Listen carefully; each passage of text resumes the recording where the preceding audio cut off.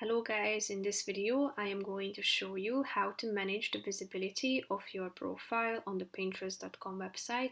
But first I just want to mention, don't forget to subscribe to my channel because at 10,000 subscribers I am going to show you my whole YouTube revenue statistics and growth strategy, how to make money online. Now let's jump into it. First of all, open the application on your or the website on your device, then go to your home page and tap on this Your Profile button in the upper right corner of the screen.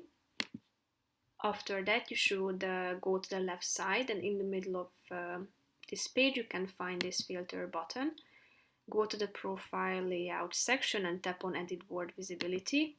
So here you can turn on this Show All Pins feature, meaning that all pins will be publicly visible to you and others when viewing your profile. So you can turn on this function only by tapping on this button on the right side of the screen, and then it will be updated automatically. So tap on this X button at the top. So the visibility of your boards and your profile has been updated. That's pretty much it for this video, guys. See you in the next one. Bye bye.